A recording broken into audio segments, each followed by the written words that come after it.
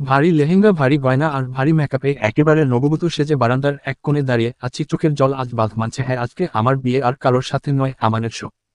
আকার্থে একটা খুনির সাথে নিচের বাবা কাকাই মামা সবার আতিথেয়তায় ব্যস্ত। কালকে মৌ আপুর বিয়ে হওয়ার পর আজকে আরেক মেয়ের বিয়েটা হচ্ছে, সেটা অনেকে মেনে নিতে পারছে না। লেখিকা জান্নাতুল ফেরদৌসী রিমি, রিকমিনি মুখ গুমর আকার করে বসে আছে। আমার চোখ থেকে যেন পানি ঝরা থামছেই না। আমার কাকিমনিও মেনে নিতে পারছে না, কিন্তু আমার জন্য সব সহ্য করে নিচ্ছে। কিন্তু আমার মামি আর নানু বেশ খুশি, কারণটা অবশ্য আমি জানি, আর পায়েল আপু তার খুশিয়া দেখে কে সেজে গুজে স্টেজে সেলফি নিচ্ছে। অয়ন ভাইয়াকে কোথাও দেখছি না। অয়ন ভাইয়ার সামনে যাওয়ার সাহস নেই আমার। কি জানি মানুষটা কোথায় আছে, বড্ড চিন্তা হচ্ছে। চোখ বন্ধ করে নিলাম আর ভাবছি পরশুদিনের কথা। সবাইকে নটস্বরটা শুনে পিছনে ঘুরলাম আমি, কাপা কাপা গলায় বলে উঠি, আমান তুমি? আমান, ইয়েস আমি। ইতিমধ্যে গেস্টরা প্রায় চলে গেছে। অয়ন ভাইয়া প্রশ্নবোধক চাহনিতে আমার দিকে তাকিয়ে আছে। আমি কি করব কিচ্ছু বুঝতে পারছি না। আকার ভয় আমি শেষ। বাবাই আমানের কাছে গিয়ে জিজ্ঞাসা করে, তুমি কে? আসসালামু আলাইকুম আঙ্কেল। ওয়ালাইকুমুসসালাম, কিন্তু বাবাকে তুমি? আসলে আমি আপনার মেয়ের কাছে একজন স্পেশাল পার্সন। সবাই অবাক দৃষ্টিতে আমার দিকে চন্দ্রবিন্দু কি এ আছে? অয়ন ভাইয়া চোখ ইতিমধ্যে লাল হয়ে রয়েছে। অন্য একটা ছেলে এসে তার রিমিপুরীর স্পেশাল পার্সন, কি সম্পর্ক ওদের মধ্যে? এইসব চিন্তা অয়নের মধ্যে, তাও নিজেকে সামলে নিয়ে আমানকে উদ্দেশ্য করে বলল, কে হন আপনি? আমান বাঁকা হেসে, সেটা না হয় রিমি বলুক। অয়ন ভাইয়া রক্তচক্ষু নিয়ে আমার দিকে তাকিয়ে আছে। তখনই কাকিমনি বলে, তুমি নিশ্চয়ই রিমির বন্ধু। রিমিমা, তুই ঘরে গিয়ে কথা বল না হয়। আমান, হ্যাঁ আমারও কিছু কথা আছে। রি মি, চলুন আমি আমার ঘরে চলে যাই। আমান আমার পিছন পিছন আসে। সবাই অবাক দৃষ্টি নিয়ে তাকিয়ে আছে। অয়ন নিজের হাত মুঠোবদ্ধ করে রেখেছে, নিজের রাগ কন্ট্রোল করার চেষ্টা করছে। কিন্তু মামিমা আর নানুমা অনেক খুশি। মিসেস নিশি মা কি বুঝতে পারছেন? নাইবা বেগো, যা বুঝছি এই ছেলেটার সাথে বন্ধুত্বের সম্পর্ক, না অন্য কিছু আছে। মিসেস নিশি খুশি হয়ে বললেন, তাহলে এইবার আমার ছেলের ঘাট থেকে অলক্ষণীটা নামবে। নাইবা বেগো, তাই দোয়া করো বৌমা। আমি দরজা লক করে আমানের দিকে উদ্দেশ্য করে বললাম, আমান তুমি কেন এসেছো এখানে? আমান পকেট হাত ঢুকিয়ে বাঁকা হেসে বলে, দেখো রিমি পাখি, তুমি আমাকে যতই না ভালোবাসো, আমি তো একদিন তোমাকে ভালোবাসতাম, তাই না? ডেভিল স্মাইল দিয়ে, কি চাও? প্রতিশোধ? মানে মানে তুমি বুঝতে পারছো না। তুমি সবার সামনে আমাকে খুনি প্রমাণ করেছো। রেগে আমার বাবার সম্মান নষ্ট করেছো। একজন খুনিকে তার শাস্তির ব্যবস্থা আকার করিয়েছি, এতে আমার আফসোস নেই। রেগে আমান, তুমি বড্ড অবুঝ। কখনো সত্যিটার বোঝার চেষ্টা করনি মনে মনে? আমান রেগে আমার দিকে তেড়ে এসে আমার গাল চেপে ধরল। আমান, আমার লাগছে, ছাড়ো। লেখিকা জান্নাতুল ফেরদৌসী রিমি, লাগছে তাই না বেবি? কিন্তু যখন তুমি আমাকে খুনি বলো তখন কেমন লাগে? আমি চোখ মুখ শক্ত করে বললাম, একজন খুনিকে এর থেকে বেশি আর কিছুই বলা যায়। আমান রেগে বলল, হ্যাঁ, আর তোর ওই অয়ন, ও খুব সাধু না রে? বর্দার আমান, অয়ন ভাইয়ার নামে একটা বাজে কোথাও বলবা না। ঠোঁটে চিহ্নযুক্ত মুখ। আমান আমার গাল ছেড়ে দিয়ে বলল, আমি খুনি তো, তাই না? তাহলে নিশ্চয়ই তোমার আশিক অয়নকে এই পৃথিবী থেকে সরাতে আমার বেশ টাইম লাগবে না। রিমি, আমান করুণ সুরে, আমার চোখ থেকে অটোমেটিক পানি পড়ছে। আমান বাঁকা হেসে বলল, নিশ্চয়ই তুমি চাও না তোমার আশিকের কোনো ক্ষতি করি। আমি অসহায়ের দৃষ্টিতে চেয়ে বললাম, কি করতে হবে? আমান, আমাকে বিয়ে করতে হবে। এই কথাটা শুনে আমার পায়ের মাটি যেন সরে গেল। চোখের জল বাঁধ মানছে। আমান আমার কাছে এগিয়ে এসে আমার চোখে পানি মুছে বলল, বেবি, আমি তোমার চোখের জল সহ্য করতে পারি মায়ুনো। বাঁকা হেসে আমি এক ছটকায় অয়নের হাত ছাড়িয়ে নিলাম। রিম, হ্রস্ব ইকার বিসর্গ, আমাকে ছুবে না। তুমি একটা অমানুষ। কাঁদতে কাঁদতে আমান, সে তুমি যাই বলো, বিয়ে তো আমাকেই করতে হবে। লিভিং রুমে বাবাই কাকাই কাকিমনি মামা মামি আর নানুমা রিকমিনি, সবার মাঝেই নীরবতা। অয়ন দরজা টেস দিয়ে দাঁড়িয়ে আছে, তার চোখ দিয়ে সবকিছু শেষ করে দিবে। আমি আর আমান দাঁড়িয়ে আছি। বাবাই, তুই এসব কি বলছিস? তুই আমানকে ভালোবাসিস? রিমি, হ্যাঁ, আর আমি আমানকে পরশুই বিয়ে করতে চাই। তেমন ধুমধাম করে না কাকাই, কিন্তু মা এত তাড়াতাড়ি? এইসব কি কাকিমনি? আমরা আসতে ধীরেও তো। রিমি, কাকিমনি, আমি আমানকে ভালোবাসি, সো তাড়াতাড়ি বিয়ে করতে চাই। আমার কথাটা শুনে মামি আর নানু কি যে খুশি তা বলে হয়তো তারা বোঝাতে পারবে না। আমি ভাবছি অয়ন ভাইয়া কি করবে, কিন্তু আমাকে সম্পূর্ণ অবাক করে দিয়ে অয়ন ভাইয়া বলে উঠল, ফুপামনি, আই থিঙ্ক ওরা যখন একে অপরকে ভালোবাসে, সো তোমাদের মেনে নেওয়া উচিত। এই কথাটা শুনে আমি স্তব্ধ হয়ে গেলাম। অয়ন ভাইয়া এত সহজে কি করে মেনে নিল? মামি আর নানুর খুশি দেখে কে? মিসেস নিশিমা, এবার আমার ছেলেটার সুবুদ্ধি ফিরেছে। নাইবা বেগো, তা যা বলেছ বৌমা। আমানও অবাক। আমান, ভেবেছিলাম রিমিকে বিয়ে করে যেমন রিমিকে শাস্তি দিব, ঠিক তেমন হ্রস্ব ইকার অয়ন চৌধুরীর থেকে রিমিকে কেড়ে নিয়ে অয়ন চৌধুরীকে নিঃস্ব করব। আমার চিন্তা একেবারে ভুল। আর কাকে বাকি বলছি, এর কাজই তো মেয়েদের মন নিয়ে খেলা। মনে মনে অয়ন ভাইয়া আমার আর আমানের কাছে এসে বললেন, কংগ্রাচুলেশনস বোথ অফ। আমি চোখে পানি ছলছল করছে যেন এখনই পড়ে যাবে। অয়ন ভাইয়া তার মানে আমাকে ভালোই বাসতো না? ভালোই হয়েছে ভালোবাসে না, তাহলে আমান আর অয়ন ভাইয়াকে কিচ্ছু করতে পারবে না। সবাই রাজিও হয়ে গেল। রিকের কথায় ভাবনার মাঝখানে ছেদ ঘটল। আপু বরে এসেছে। আমি চোখ মুখ মুছে বললাম আসছি। রিক তুমি কাঁদছিলে তাই না? দি রিমি কই না তো। রিক তুমি মিথ্যে বলছো, তুমি তো অয়ন ভাইয়াকে ভালোবাসো। রিমি না, আমি আমানকে ভালোবাসি। রিক তাহলে তুমি কাঁদছো কেন? রিমি তোদের ছেড়ে যেতে হবে তো তাই। রিক আর কিছু বলল না। আমাকে স্টেজে নেওয়া হলো। আমান আমার পাশে, মিনি আমার কাছে এসে বলল, দেখ দি জিজু কত হ্যান্ডসাম। আমি নিচের দিকে তাকিয়ে চোখের ফেলছি। আমান গোল্ডেন কালারের শেরওয়ানি পরেছে। আমার কানে ফিসফিস করে বলে উঠল, দেখো জানেমান, এইভাবে কান্না করলে লোকে কি ভাববে বলো তো? তুমি কি চাও না? আমি তাড়াতাড়ি চোখের পানি মুছে বলি, দেখো আমান, আমি কাঁদছি না। আমান বাঁকা হেসে বলে, দেখ it's like a good girl. কৃত্রিম হাসির মুখ।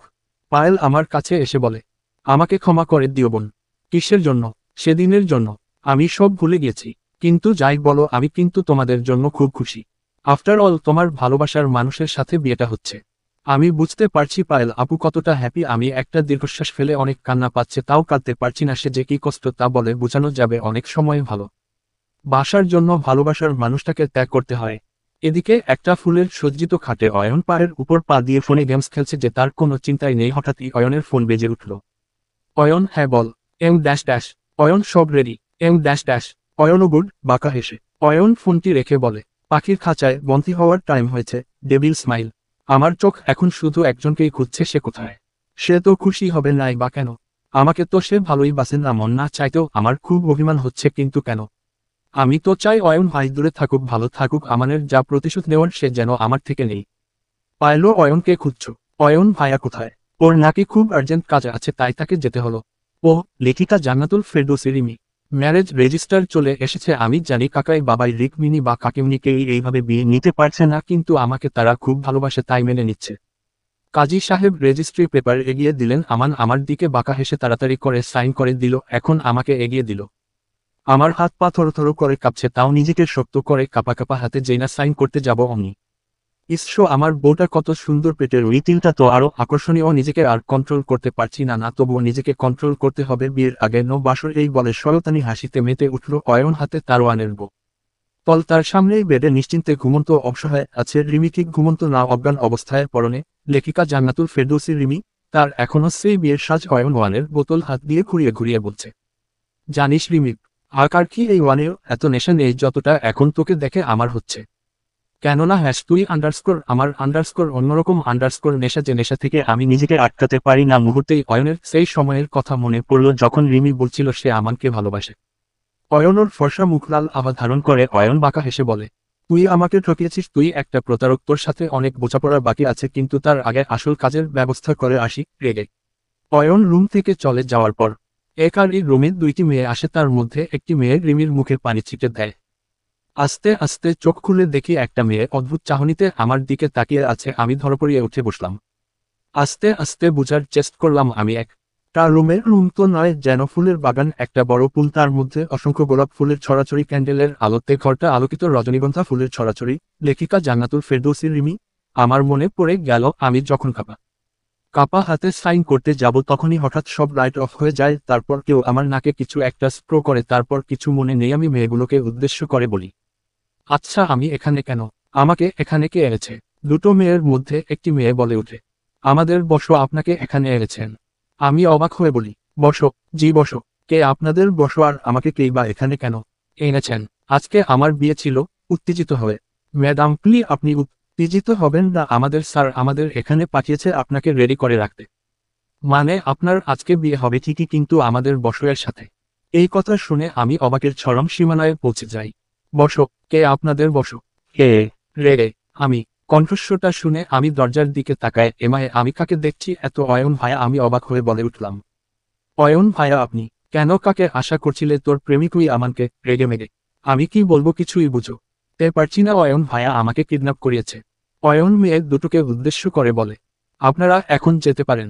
মেয়েগুলো মাথা নাড়িয়ে রুম থেকে বের হলো। আমি অয়ন ভাইয়ার দিকে জিজ্ঞাসু দৃষ্টিতে তাকিয়ে বললাম, আপনি মাকে কেন এখানে এনেছেন? আপনি জানেন না আজ আমার বিয়ে? জানি বলেই তো নিয়ে আসলাম। তোর তো আজকে বিয়েটা করতে হবে না নাকি? বাঁকা হেসে, মানে মানে আজ আমার আর তোর বিয়ের বিয়ে?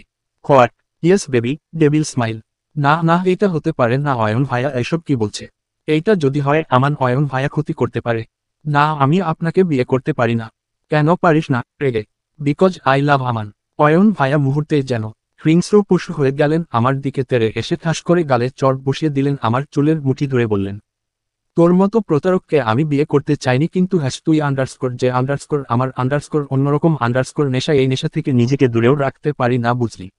তুই আবার এইটা বুঝিস না যে অয়ন চৌধুরী তোর মতো চিপ মেয়েকে ভালোবাসে, তোর জন্য আমার মধ্যে যা আসে সবই ঘৃণা, নিজের ভালোবাসার মানুষের মুখে ঘৃণা দেখতে পাওয়াটা যে কতটা কষ্টকর তা আমাকে না দেখলে বুঝাই যেত না। বিধাতা ভাগ্যের একই খেলা খেলছে আমার সাথে। লেখিকা জান্নাতুল ফেরদৌসী রিমি। তাও নিজেকে সামলিয়ে নিয়ে বলি, এত যখন ঘৃণা কেন বিয়ে করতে চাচ্ছেন আমাকে? ওইয়ে বললাম না হ্যাশ তুই আন্ডারস্কোর আমার আন্ডারস্কোর অন্যরকম আন্ডারস্কোর নেশাদ। হসন্ত রিঙ্কু তো খারাপ, তাও তো নেশা ধরে, তুইও একটা বাজে মেয়ে, তাও তুই আমার নেশা। বাঁকা হেসে অয়নের চোখেও পানি ছলছল করছে, কিন্তু সে রিমির অগোচরে তাই লুকিয়ে ফেলল। আমি আপনাকে বিয়ে করব না, ঠুটি চিহ্নযুক্ত মুখ। ওকে, তাহলে বিয়ে ছাড়াই বাসর সেরে ফেলি। আমি অসহায়ের দৃষ্টিতে তাকিয়ে বললাম, অয়ন ভায়া। এদিকে আমান পুরো পাগল হয়ে নিজের শ্বাস লাগিয়ে রিমিকে খুঁজে বের করার চেষ্টা করছে। আকাশ তার মেয়েকে না পেয়ে অবস্থা খারাপ, কাকিমনি তো কাঁদতে কাঁদতে অজ্ঞান হয়ে গিয়েছে। বিয়ে বাড়িতে কনে কিডন্যাপ। আমান নিজের সকল সোর্স কাজে লাগিয়েছে, কিন্তু ফলাফল শূন্য। আমান রাগে দেয়ালে ঘুষি মারে। আমান এই কাজ অয়ন ছাড়া আর কারো হতে পারে না, আমার আগেই বোঝা উচিত ছিল। অহর্ষিত ও মনে মনে এসব প্ল্যান বানিয়েছিল, তাই এতটা শান্ত ছিল, আমার আগেই বোঝা উচিত ছিল। কিন্তু আমি রিমিকে খুঁজে বের করবই, চিৎকার দিয়ে। বিয়েটা অবশেষে হয়ে গেল, তাও আমার চোখে জল। যদিও বিয়েটা আমার ভালোবাসার মানুষের সাথে হয়েছে, তাও সে তো আমাকে ঘৃণা করে। আমি ভাবছি আমান যদি অয়ন ভাইয়ার কোনো ক্ষতি করে, এই রাতটার জন্য সকল মেয়েরই স্বপ্ন থাকে, আমারও ছিল অয়ন ভাইয়ার জন্য, কিন্তু অয়ন ভাইয়া আমাকে ঘৃণা করে। আমার ভাবনা রমাঝে অয়ন ভাইয়া ঘরে প্রবেশ করে, অয়ন ভাইয়া দরজা লাগিয়ে দেয়। আমি উঠে অয়ন ভাইয়াকে সালাম করতে গেলে অয়ন ভাইয়া বলে উঠে, হয়েছে আর ওইসব ন্যাকামি করতে হবে না। রেগে তোর মতো মেয়ের ছোঁয়াও আমার অসহ্য লাগে। আমি চলছো চোখে তাকিয়ে আছি। অয়ন ভাইয়া সিগারেট ধরে, সিগারেটের গন্ধ সহ্য করতে পারি না। আমি দূরে সরতে যাব, তার আগেই অয়ন ভাইয়া আমাকে হেঁচড়া টান দেয়, যার ফলে আমি তার বুকে গিয়ে পড়ি। অয়ন ভাইয়া আমার চুলের মুঠি ধরে মার পেটে জ্বলন্ত সিগারেট চেপে ধরে আমি ব্যথায় কান্না ধরে দেই। উফ ভাইয়া, আমার লাগছে এতে যেন অয়ন ভাইয়ার তৃপ্তি লাগছে। আহারে আমার বউটার লাগছে, তাই না রে? যখন আমার এইখানে লেগেছিল, বুকের দিকে বা পাশে ইশারা করে। এছাড়া তোর মতো প্রতারক মেয়ে এইসব বুঝবেও না। আমার খুব কষ্ট হচ্ছে। আমি যত নিজেকে ছাড়ানোর চেষ্টা করছি, তত অয়ন ভাইয়া সিগারেটটা আমার পেটে আরো জোরে চেপে ধরেছে। আমি চোখ থেকে অশ্রু গড়িয়ে পড়ছে।